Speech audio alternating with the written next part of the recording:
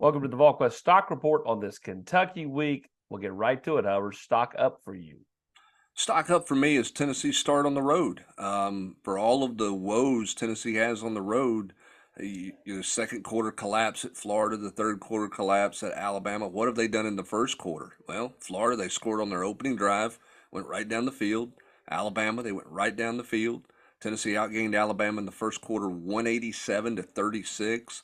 So this has not been a bad starting team on the road. They got to play 60 minutes, Austin. But getting off to a good start has not been a real concern because Tennessee has come out of the gates on the road this year. Can they do it Saturday night against Kentucky? They need to, but there's no reason to say Tennessee can't. They've been ready to play at the start of the game. Stock up for me is going to be Squirrel White. 10 catches, over 100 yards against Alabama, against his home state team. He's become the go-to guy for Joe Milton. So, continues to play at a high level. They're getting the ball to him. Now, if they can get somebody else to kind of pair with him, does Ramel Keaton, start to bounce back? Do the tight ends continue to be a factor? Does one of the younger receivers start to see it click? All those things I'm watching for. Stock down for me. Oh man, I'm just going to go the right tackle situation. You've got the right knee or left knee, whatever it is, for Gerald Mincey. That's got to get I'm not sure it'll ever be fully healed, but that's got to be a week to week thing. JJ Crawford did not play, has not played the last couple of games. Seems like he is no man's land. And then Dane Davis had those pre-snap penalties down there in Alabama after playing a really good game against Texas A&M. So stock down for me is just the right tackle situation right now for Tennessee because I'm not sure they have a dead set person that you can go, okay, we know we can count on him and stay healthy and all that for the entire game. Stock down for you. Yeah, stock down for me. This was a tough one. I had to decide between two because it's the two drums I've been beating the loudest. It's red zone offense and fourth down offense, and I'm going to go with the fourth down offense, Austin. When you're in 4th and 2 or less 6 times, and you've only converted one of them this year, you're just not very good in that situation. So two things have to happen, in my opinion, and I'll be curious to see which one or if both happen.